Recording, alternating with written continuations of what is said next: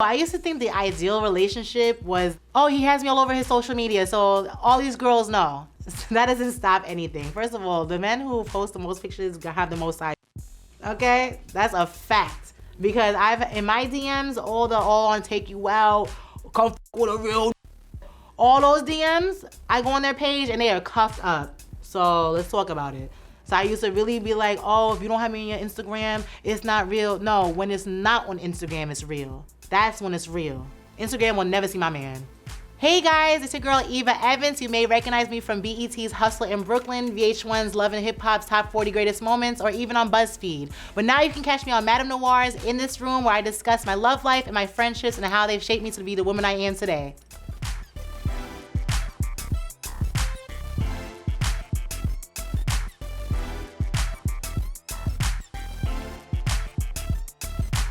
Before my current boyfriend, who shaped my views of love, basically was I would say the men that my mom was with. Like, my dad was not in my life, so I didn't have like an example of what a man should be. And she did not choose good men to try to lead by example for me. So like for me, I was kind of figuring out by process of elimination. So I'll date this guy and he was bad. So I'm like, okay, so the next guy, like, and then, but before I knew it, it was like, damn, I done went through how much guys to find the one that was actually really good. But if I had a father to say, hey, this is what a man should be like, I wouldn't have to go through Tom, Dick, and Harry to figure out what a man should be and should not do. But my mom is human, I don't hold that against her, you know what I'm saying? So like, my mom's mistakes and my mistakes really shaped what I thought love was. And now, my current situation is showing me what a healthy situation looks like, feels like, sounds like.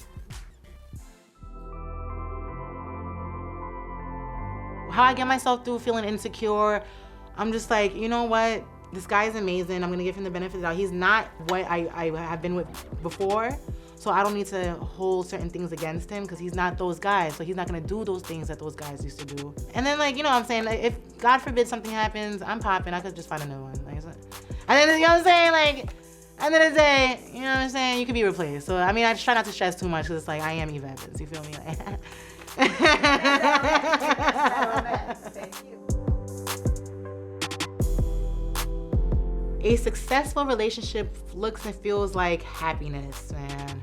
There's never a time where you feel emotionally or physically scared. That's a big thing for me because I've been through situations like that. I've seen my mother go through situations like that, like where we're literally afraid of who we're with. That's sick. So happiness, freedom, like, you know what I'm saying? Like, I can't wait to see this man. That is what love should feel. Yeah, man, that's how it should feel.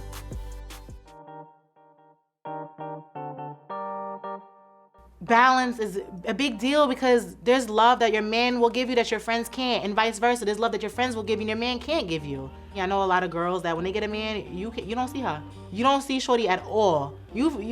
Part of you's like, did I imagine this? Because I haven't seen her since, like, maybe she was a figment of my imagination because I haven't seen her in forever.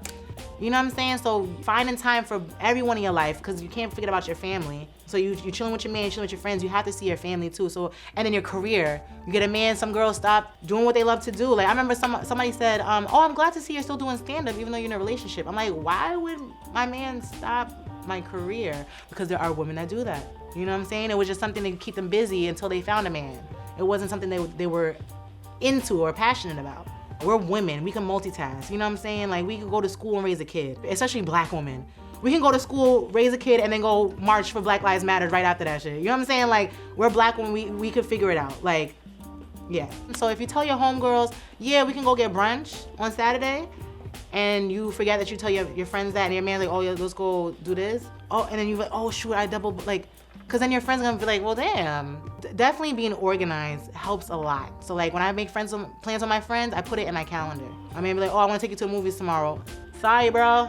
I'm going out with my friends. And he doesn't feel any way. When I go out with my homegirls and we get tipsy and I come back home to my man, like, are you crazy? We have fun. Like, that's the best feeling. You leave the party, you tipsy, you go home to your man. That's the best ever. Come on, son. These girls out here are corny. They be corny, son.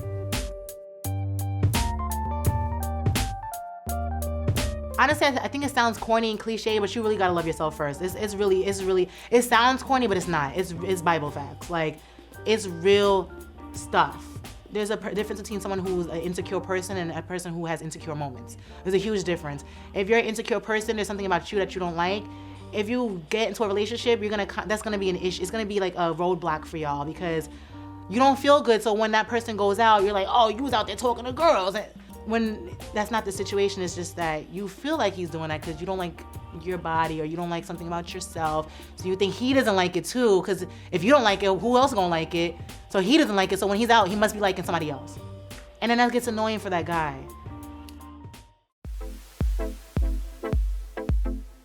I have certain things that I saw in my future, like I would love to own properties in Jamaica where I'm from, and to like essentially raise my children in Jamaica. Every time I met a man, they're like, what?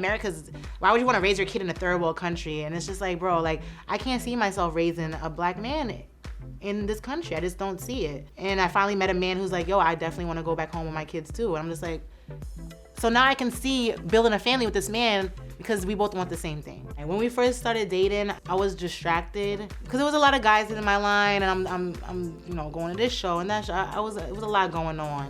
I really took a step back and looked at him. I'm like, he's different from any guy I'm talking to. And he comes to like damn near all my shows. That was a big thing for me. Like support, I've never had a man support me, ever. I was doing comedy for 4 years and I've never had a man really come to my shows. And he would pop up at shows not even tell me. I'd be on stage, I look in the front row and I'm like, oh, holy shit, that's the guy I want to have sex with. And then, yeah. So it went from me like being distracted and not really paying him attention to me really like, okay, this guy's really interested. And he's coming to shows, which is something I've never had before. So not only is he interested in me, he's interested in what I do. Like I've never had a man, because when I say I'm a comedian, they're like, oh, okay, like, yeah, sure. They think it's a hobby. Oh, she's just a cute girl with a couple of jokes. They don't really see like this is I do this. One thing that he said to me that really, I was like, ooh, I'm gonna be here for a minute. I'm gonna be with this man for a while.